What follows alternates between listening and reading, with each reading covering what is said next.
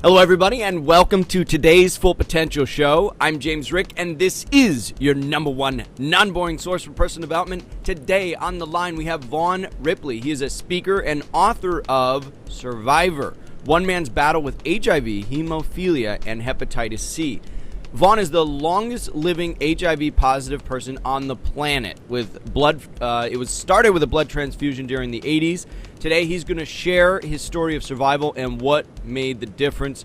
Vaughn, thank you for being on today's Full Potential Show. Thank you. I really appreciate you having me on the show. I appreciate having you on, my friend, and it's been a long road.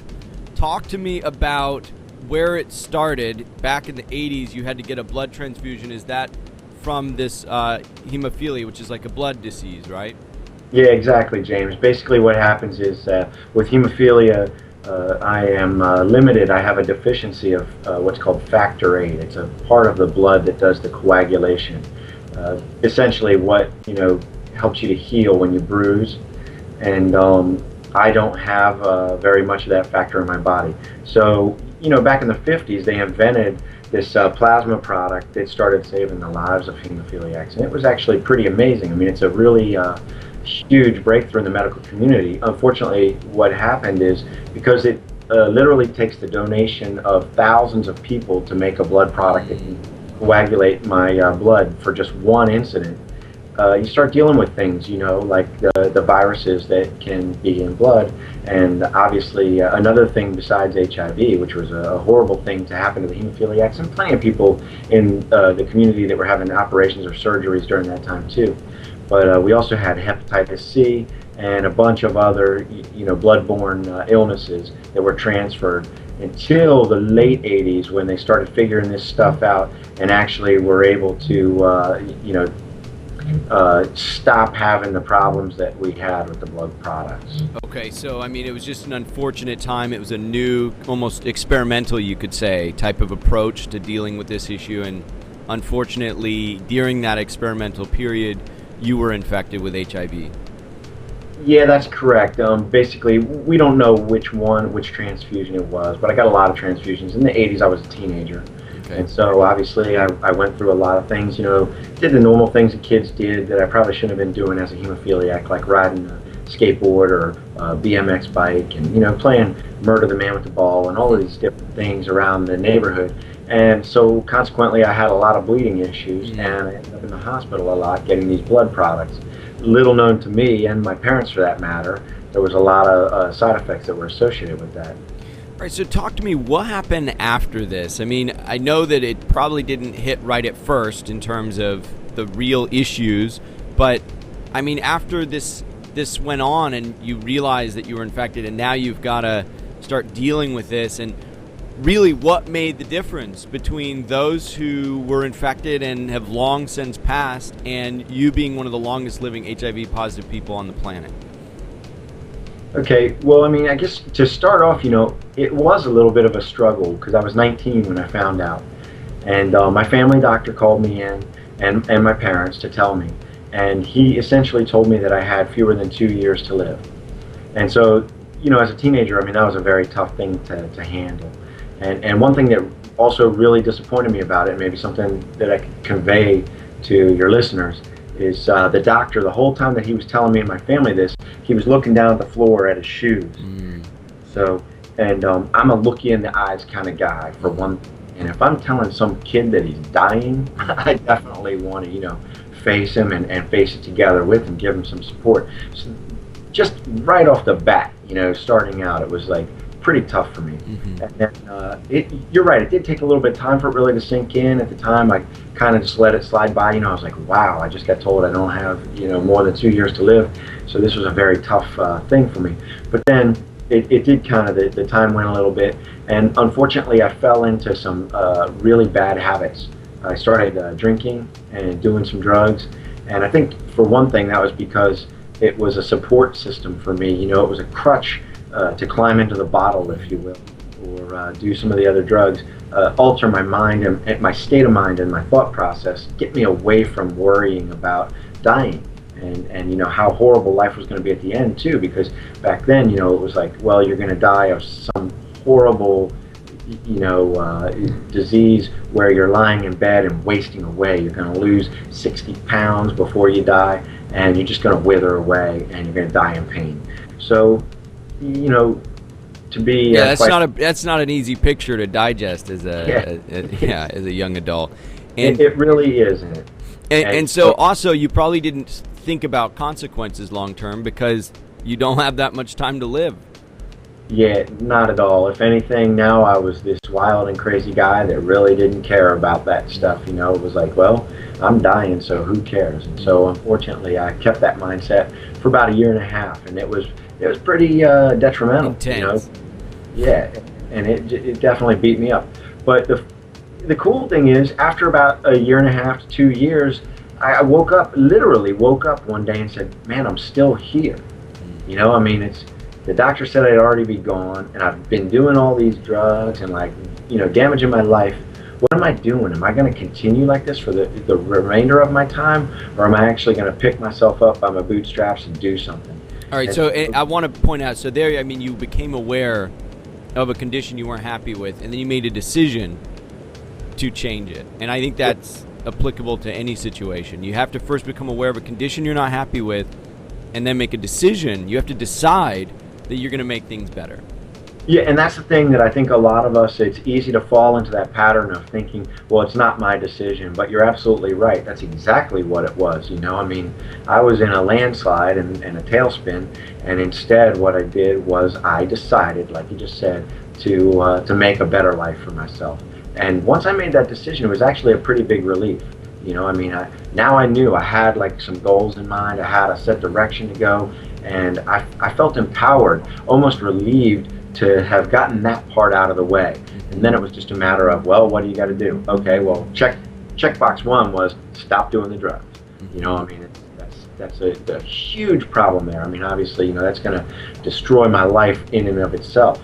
And then, it was hang out with the right people. It was start making the right choices, become more fit. All these things came together very easily once I had made that decision. And it's interesting to go back even before you made the decision. In essence, you didn't feel like you had any control over your life up to the point that you made the decision.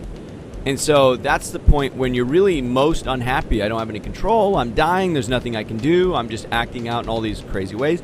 But what you said is nothing really changed. Your condition, as far as your diagnosis, didn't change. What changed is you changed and decided that you want to make whatever length of time you had left the best it could possibly be. And that gave you a track to run down, which started to give you control over your life, which ultimately created a more happy and obviously longer life for you. Yeah, exactly, James. I think that also the positive thinking part, I think you also hit on that without actually saying that.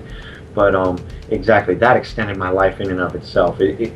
Just knowing that I now did feel empowered and that I did feel, that there was something out there for me and everything. It made a big difference in my life. It gave me that positive thinking aspect that then helped to really build a foundation, to strengthen my body and my immune system. They say stress, they're uncovering more and more about it every day, but really what we know to this day is stress will kill you.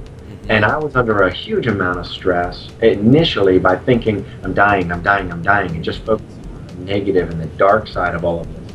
As soon as I started looking at the positive side, I immediately felt better. I felt stronger like that day. I felt healthier. I jumped out of bed and I was ready to, go. And Buddha says that death is the greatest teacher. So I think there's the two sides of death, right? There's the sort of hopeless desperation. This is it. It's the end. And then here it is. You're still staring death in the face, but you found a positive side to it. How did you, for people that are watching and listening that maybe haven't thought much about it, what did you discover as a positive side to death? Well, it all sort of changed together. One thing that I realized was taking my medicine was killing me. And I was on some pretty experimental medication in the beginning there because, I was dealing with it at the very beginning of this.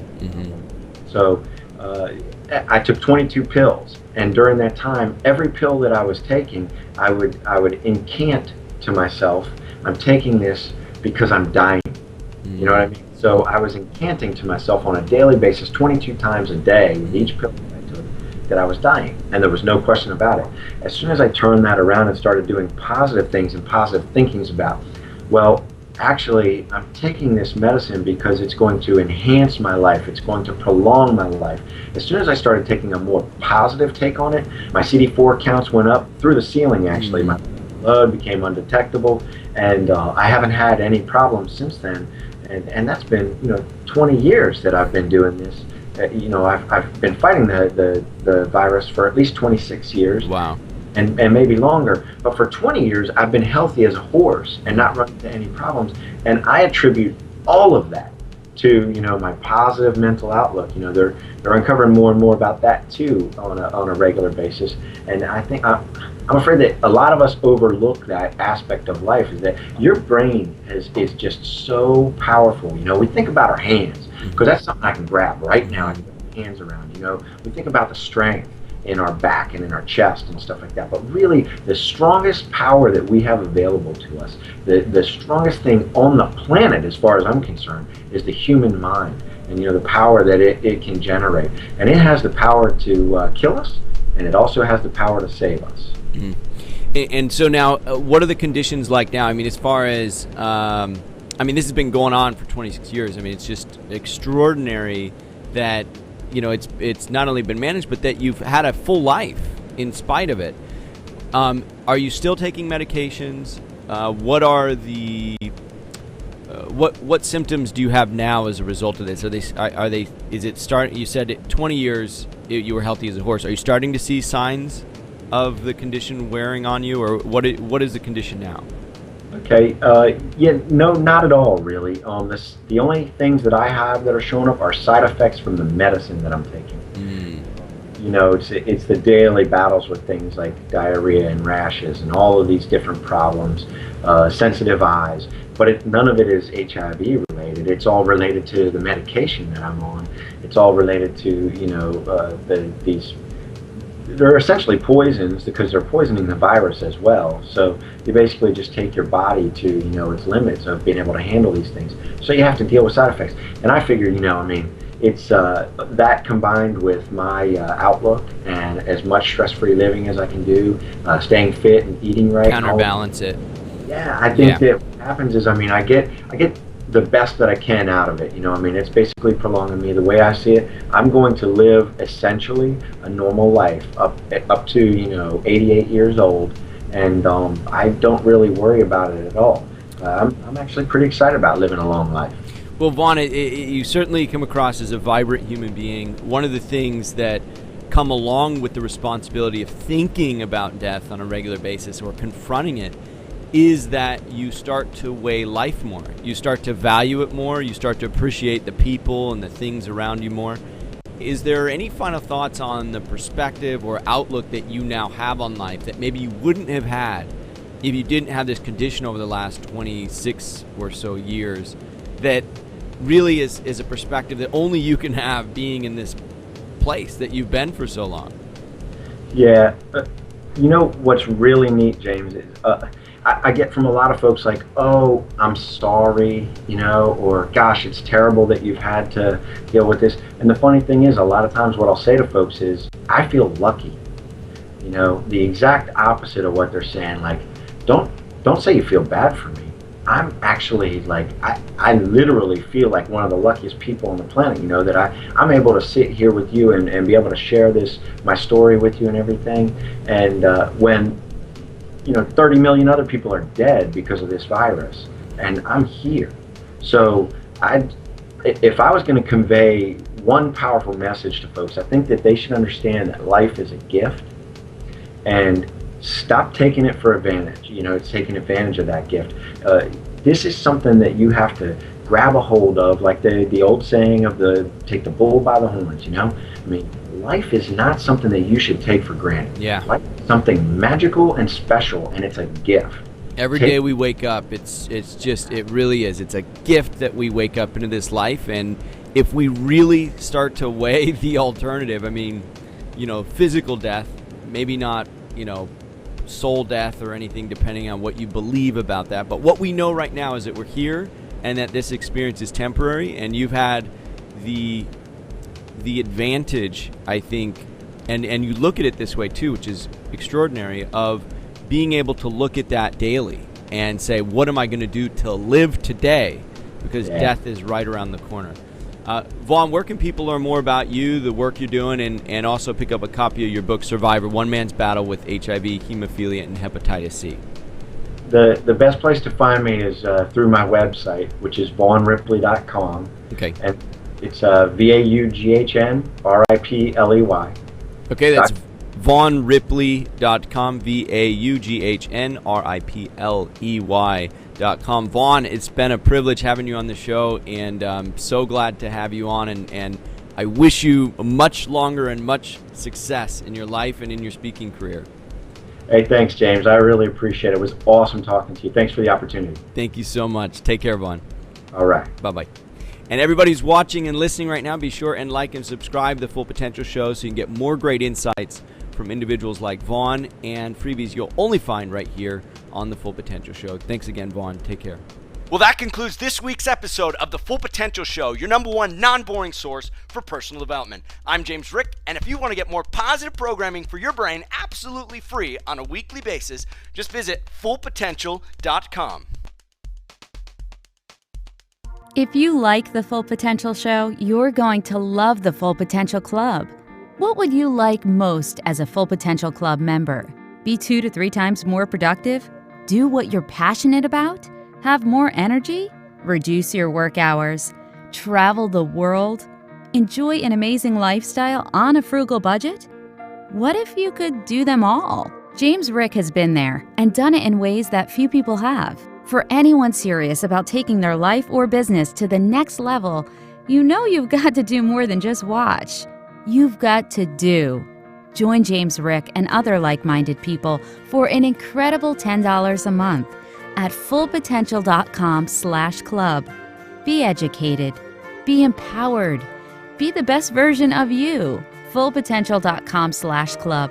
Try it free for 30 days.